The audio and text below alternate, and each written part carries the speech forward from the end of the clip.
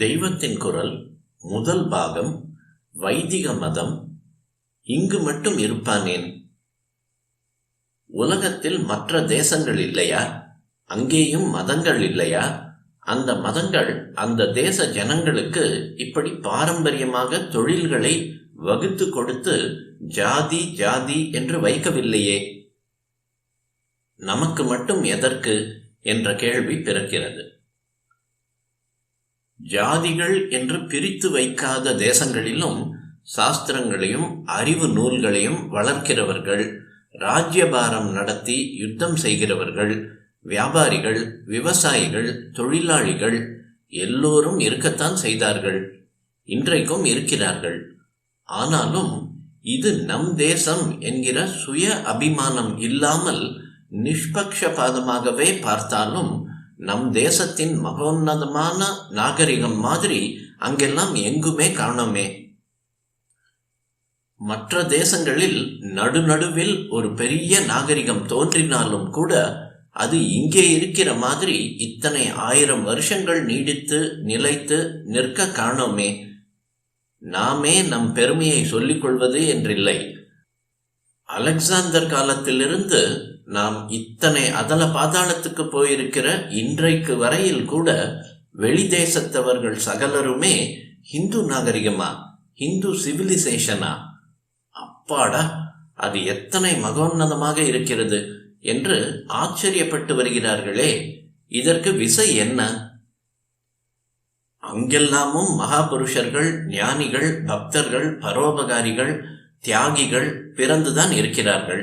ஆனாலும் கணக்கு போட்டு பார்த்தால் நம் ஒரு தேசத்தில் அவிச்சின்னமாக அறுபடாத தொடர் இழையாக எத்தனையோ 1000 வருஷங்களாக தலைமுறைக்கு தலைமுறை கூட்டம் கூட்டமாக உத்தம புருஷர்கள், சாதுக்கள், ஞானிகள், தத்துவ சித்தாந்திகள், பக்தர்கள், பரோபகாரிகள் தோன்றின மாதிரி வேறெங்குமே காணோம். அத்தனை வெளி தேசங்களில் இருக்கிற மகான்களை கூட்டினாலும் அதைவிட இங்கே மகாபுருஷர்கள் தோன்றியிருக்கிறார்கள். இதை land of saints, land of sages என்றெல்லாம் நாம் சொல்லவில்லை, சொல்ல வேண்டியதும் இல்லை. மற்ற தேசத்துக்காரர்களே தலைக்கு மேல் தூக்கி வைத்துக் கொண்டு கூத்தாடுகிறார்கள். இப்படி ஒரு வேதாந்தமா, இப்படி ஒரு தத்துவங்களா என்று நம் கிரந்தங்களை கொண்டாடி நமஸ்காரம் செய்கிறார்கள். கலை, சிற்பம், சங்கீதம், காவியம், ஜோதிஷம், கணிதம் மாதிரி அறிவு சாஸ்திரங்கள், வைத்திய சாஸ்திரம் என்று எதை எடுத்தாலும் இந்தியாவுக்கு நிகர் எதுவுமே இல்லை என்று லோகமே வானளாவ புகழ்கிறது. உபனிஷத்து, கீதை, ராமாயணம், சாகுந்தலம் இந்த மாதிரி உலகத்திலேயே இல்லை என்கிறார்கள். தமிழ் நூல்களிலேயே இருக்கப்பட்ட தேவாரம், திவ்ய பிரபந்தங்கள் போன்ற பக்தி நூல்கள் லோகத்திலேயே வேறெங்கும் இல்லை என்கிறார்கள். குறளை பார்த்து இப்படியும் ஒரு சின்ன நூல் அத்தனை நீதிகளையும் இவ்வளவு தெளிவாக எடுத்துச் சொல்வதற்கு உண்டா என்று ஆச்சரியப்படுகிறார்கள். என்ன கோபுரம், என்ன சிற்பங்கள், திவ்ய விக்கிரகங்கள், எப்படிப்பட்ட சங்கீதம், பரதநாட்டியம் என்று அந்நிய தேசத்தவர்கள் எல்லாம் பிரமித்து தாங்களாகவே இவற்றை பற்றி தெரிந்து கொள்வதற்காக வீடு வாசலை எல்லாம் விட்டுவிட்டு இங்கே ஓடி வருகிறார்கள். வெள்ளைக்காரர்கள் நம்மை அடிமைப்படுத்தி ஒரு பக்கத்தில் நம்மிடம் இல்லாத தோஷங்களை எல்லாம் சுமத்தி நம்மை பிரித்து பிரித்து வைத்து ஆட்சி பண்ணினாலும், டிவைட் அண்ட் ரூல் பண்ணினாலும், இன்னொரு பக்கத்தில் நம் நாகரிகத்தை பார்த்து அதிசயப்பட்டு நம்முடைய சாஸ்திரங்களை எல்லாம் தேடி தேடி எடுத்து ஆராய்ச்சி செய்து தங்கள் பாஷையில் தர்ஜுமா பண்ணி மொழிபெயர்த்து வைத்துக் கொண்டிருக்கிறார்கள். இப்படி ஓர் உன்னதமான நாகரிகம் இங்கு மட்டும் இருக்கும்படியாக அப்படி இங்கே பிரத்யேகமாக என்ன விசேஷம் இருந்தது? மற்ற தேசங்களில் இல்லாமல் நம் சமூக வாழ்வில் மட்டும் என்ன பிரத்யேக அமைப்பு இருந்தது என்று பார்த்தால் இந்த வர்ணாசிரம தர்மம் ஒன்றுதானே அகப்படுகிறது. சீர்திருத்தக்காரர்களால் நம் குறைகளுக்கெல்லாம் இருப்பிடமானது என்று நினைக்கிற வர்ண தர்மம் என்ற தனி அம்சம் இருக்கிற நம் தேசம்தான் மற்ற எல்லா தேசங்களையும் விட தத்துவத்தில், குணசீலத்தில், கலைகளில், அறிவில் எல்லாவற்றிலுமே நிறைந்து தலை சிறந்து நிற்கிறது. சமுதாயத்தில் ஒரு ஸ்திரத்தன்மை, ஸ்டெபிலிட்டி இருந்தாலொழிய அதனால் ஏற்படுகிற நிச்சிந்தையான நிம்மதியான சூழ்நிலை இருந்தாலொழிய தத்துவம், கலை, அறிவு நூல்கள் எதுவுமே இப்படி தலைமுறை தலைமுறையாக வளர்ந்து வந்திருக்க முடியாது. தத்துவ ஞானிகளும் கலா மேதைகளும் இப்படி கூட்டம் கூட்டமாக பிறந்திருக்க முடியாது. மற்ற தேசங்களில் அந்தந்த மதங்கள் போட்டு தந்த சமூக வாழ்க்கை முறையில் இப்படி ஸ்திரத்தன்மையை உண்டாக்கக்கூடியதாக எந்த அமைப்பும் இல்லை. சமூக வாழ்வு அடிப்படை, சோஷியலாஜிக்கல் ஃபவுண்டேஷன் என்பதையே கூட அவை பெரும்பாலும் கவனிக்கவில்லை என்று சொல்லிவிடலாம். ஏதோ பொதுவாக திருடாதே, பொய் சொல்லாதே, விபச்சாரம் பண்ணாதே, சத்தியமாயிரு, தியாகமாயிரு, அஹிம்சையாயிரு என்கிற மாதிரி சொல்வதற்கு அதிகமாக அவை சமூக வாழ்வை ஒழுங்குபடுத்தி அமைத்து கொடுப்பதில் ரூல்கள் செய்யவில்லை. மதத்தையே வாழ்வாக்கி கொண்ட பிக்ஷுக்கள், பாதிரிமார்கள் மாதிரி இருக்கப்பட்டவர்களுக்கு விதிகள் வகுத்து கொடுத்து சங்கமாக ஸ்தாபன ரீதியில் ஒழுங்கு செய்தனவே தவிர சமுதாயம் முழுவதும் இணைந்து அதில் உள்ள எல்லாரும் ஒருத்தரை ஒருத்தர் தாங்கி நிற்கிற மாதிரி எந்த ஏற்பாட்டையும் செய்வதில் அவை விசேஷமாக கவனம் செலுத்தவில்லை என்றே தோன்றுகிறது. இதனால் என்ன ஆயிற்று? சாஸ்திர வளர்ச்சி, தேச ரட்சணம், வியாபாரம், விவசாயம், சரீர உழைப்பு எல்லா அம்சங்களும் மற்ற தேசங்களிலும் இருந்தாலும் கூட எல்லாவற்றிலுமே எப்போது பார்த்தாலும் போட்டியும் கூடவே இருந்திருக்கிறது. நமக்கென்றே இந்த தொழிலும் ஏற்பட்டது என்றில்லாமல் எல்லாரும் எல்லாவற்றிலும் போய் விழுந்திருக்கிறார்கள். முதலில் நம் தேசத்தில் இருந்த மாதிரி நம்முடைய ஜீவனோபாயத்துக்கு கவலை இல்லை, நிச்சயமாக இதோ இந்த தொழில் நமக்கு இருக்கிறது, வழி வழியாக செய்து வந்தால் நமக்கு ஸ்வபாவமாக சுலபமாக கைவருகிற தொழிலாக ஒன்று இருக்கிறது என்ற ஸ்திரத்தன்மை, நிச்சிந்தையான நிலைமை இல்லை. இது இருந்து விட்டால் அப்புறம் சமூக சௌஜன்யத்துக்கும் சாந்தத்துக்கும் கேட்கவே வேண்டாம். அப்படி இருந்ததால் தான் நம் தேசத்தில் இப்படி உத்தம பண்புகள் தோன்றியிருக்கின்றன. அவற்றை வாழ்க்கையில் நடத்தி காட்டிய உத்தம புருஷர்கள் கணக்கு வழக்கில்லாமல் தோன்றியிருக்கிறார்கள். மற்ற தேசங்களில் இந்த நிச்சயத்தன்மை இல்லாததால் ஒருத்தருக்கொருத்தர் போட்டியும் பூசலுமாக இருந்திருக்கின்றனர். சீர்திருத்தக்காரர்கள் சொல்கிறபடி பார்த்தால் பெரும்பான்மையான ஜனங்கள் அடக்கி வைக்கப்பட்டதாக அவர்கள் நினைக்கிற வர்ண தர்மத்தை கொண்ட நம் தேசத்தில்தான் சமூக புரட்சிகள், சோஷியல் ரெவல்யூஷன்ஸ் நிறைய தோன்றியிருக்க வேண்டும். ஆனால் இந்த வார்த்தையே நமக்கு புதிதானது. பிரெஞ்சு புரட்சி, அமெரிக்க புரட்சி, ருஷ்ய புரட்சி என்றெல்லாம் சரித்திர புஸ்தகத்தில் படித்த பிறகுதான் நமக்கு பெரிய ஜன சமூகமே புரட்சி என்று ஒன்றில் குதிக்கக்கூட அவசியம் ஏற்படலாம் போலிருக்கிறது என்று தெரிய வந்திருக்கிறது. மற்ற தேசத்து சரித்திரங்களை பார்த்தால் புரட்சிக்கு மேல் புரட்சி என்று பொது ஜனங்களே செய்வதை பார்க்கிறோம். அதைவிட முக்கியமாக ஒரு புரட்சியும் சாஸ்வதமாக எதையும் சாதித்து புரட்டி விடவில்லை என்று பார்க்கிறோம். ஒரு புரட்சி வந்து ஒரு 50-100 வருஷமானால் இன்னொரு புரட்சி வந்துதான் இருக்கிறது. அதாவது ஜனங்களுக்கு அதிருப்தி தான் இருந்திருக்கிறது. இன்றைய நிலைமையோ கேட்கவே வேண்டாம். அத்தனை தேசங்களிலும் ஒழுங்கீனம், மிருகப்பிராயமான வெறிக்கூத்துகள், கிளர்ச்சிகள், ஸ்ட்ரைக்குகள், தினமும் ஒரு ராஜாங்கம் முழுகுவதும் இன்னொன்று வருவதுமாக லோகம் முழுக்க தத்தளிப்பில் இருக்கிறது. ராஜாங்கத்தாரே சர்வாதிகாரம் நடத்தி தலையை தூக்கினால் மண்டையில் போட்டு விடுவேன் என்று சொல்கிற ருஷ்யா மாதிரி தேசங்களில்தான் புரட்சி இல்லாமல் இருக்கிறது. அங்கேயும் எரிமலை மாதிரி எப்போது வெடித்து விடுமோ என்கிற நிலையில் உள்ள குமுறல் இருப்பதாகத்தான் சொல்கிறார்கள். அவ்வப்போது ஒரு அறிஞர் அல்லது எழுத்தாளர் உயிர் போனாலும் போகட்டும் என்று அங்கிருந்து தப்பி ஓடி வந்து அங்கே நடக்கிற கொடுங்கோன்மையை சொல்லிக் கொண்டுதான் இருக்கிறார்கள். அங்கேயும் ஜனங்கள் உள்ளூர நிறைந்து இருக்கவில்லை என்கிறார்கள். இந்தியாவில் இப்படி இராஜாங்க சர்வாதிகாரம் ஒரு நாளிலும் இருந்ததில்லை. அடிமை ஜனங்களிடமிருந்து இத்தனை கலைகள் சாஸ்திரங்கள் ஒரு காலம் தோன்றியிருக்க முடியாது.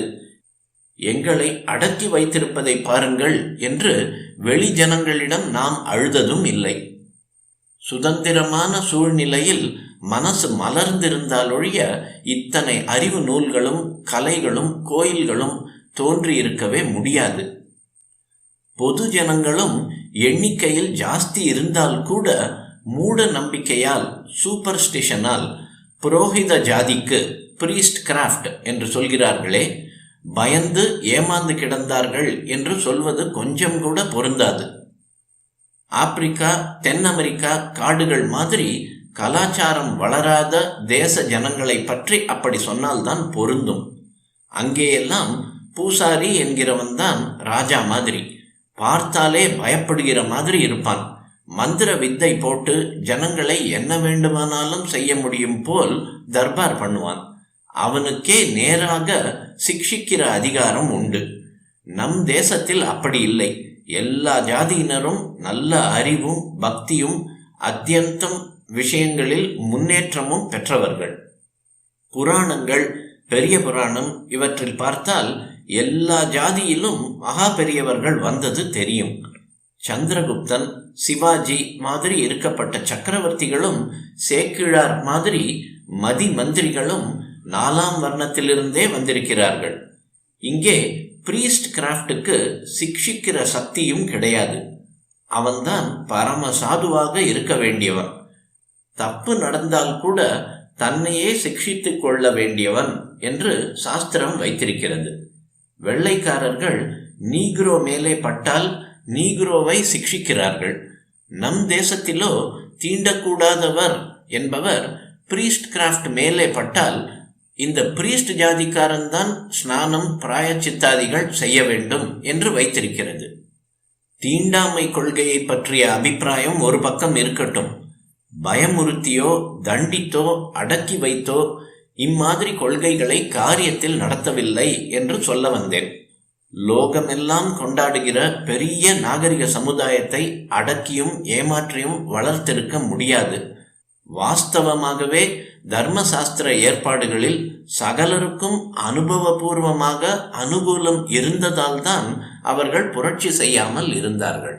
பழைய வர்ண தர்மம் நடைமுறையில் இருந்தபோது இப்படி புரட்சி இல்லாமல், அதாவது ஜனங்களுக்கு அதிருப்தி இல்லாமல் நாகரிகம் உயர்ந்து உயர்ந்து வளர்ந்து வந்தது ஒரு பக்கம் இருக்கட்டும். பழைய தொழில் பங்கீட்டை தகர்த்து கொண்டு புதிதாக மற்ற தேசங்களின் வழியில் நாமும் முன்னேற்றம், சமத்துவம் என்று எதையோ நினைத்து கொண்டு இப்போது புது முறையில் போக ஆரம்பித்த பின் எப்படி ஆகியிருக்கிறோம் என்பதையும் பார்த்தால் நம் தேசம் இப்போது எப்படி இருக்கிறது? பிரத்யட்சமாகவே பார்க்கிறோம். ஒழுங்கீனம், பொய், புரட்டு, லஞ்சம், விபச்சாரம் எல்லாம் தலை துளிர்த்து விட்டன. தேசத்தில் எங்கே பார்த்தாலும் கிளர்ச்சி, ஸ்ட்ரைக், டெமான்ஸ்ட்ரேஷன், ஹர்த்தால், போலீஸ் தடியடி, கர்ஃப்யூ, ஊரடங்கு இவைகளைத்தான் பார்க்கிறோம். மற்ற தேசங்களில் இருக்கிற அளவுக்கு கூட வெளிநாட்டு வியாபாரம் முதலியவற்றில் நமக்கு நாணயம் இல்லாமல் அவை நம்மை பரிகசிக்கிற ஸ்திதிக்கு வந்திருக்கிறோம். இந்தியாவா ஆஹா என்று சர்வதேசத்திலும் கொண்டாடிய காலம் போய்விட்டது. பாகிஸ்தான் மாதிரி ஒரு சின்ன தேசம் நம்மை சண்டைக்கு இழுக்கிறது என்றால் என்ன அர்த்தம்? தேசத்தின் ஆத்ம பலம் அத்தனை குறைந்து விட்டது என்றுதான் அர்த்தம். எதனால் இப்படி குறைந்தது? எதை விட்டதால் நமக்கு இந்த பலகீனம் வந்தது? எது நமக்கு இத்தனை 1000 வருஷங்கள் புஷ்டியை தந்து நம் நாகரிகத்தை தழைத்து வளர வைத்தது? எதை விட்ட பின் நாம் அந்த நாகரிகத்தின் வாரிசுகள் என்று சொல்லிக் கொள்வதற்கே வெட்கப்படும்படியான ஸ்திதி வந்திருக்கிறது.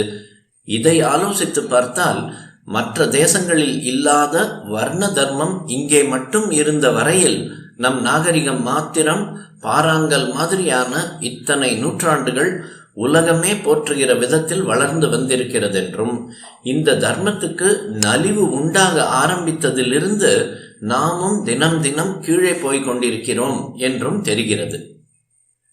வர்ண தர்மம் இங்கு மட்டும் இருப்பானேன் என்றால், இந்த தேசத்தில் மட்டுமாவது ஆத்ம சிந்தனைக்கும் தெய்வ அனுபவத்துக்கும் கலைகளுக்கும் உத்தமமான பண்புகளுக்கும் அனுகூலமான ஒரு நாகரிகம் இருக்க வேண்டும் என்று நமக்கு ஆசை இருந்தால் இவற்றுக்காக வர்ண தர்மமும் இருக்க வேண்டும்.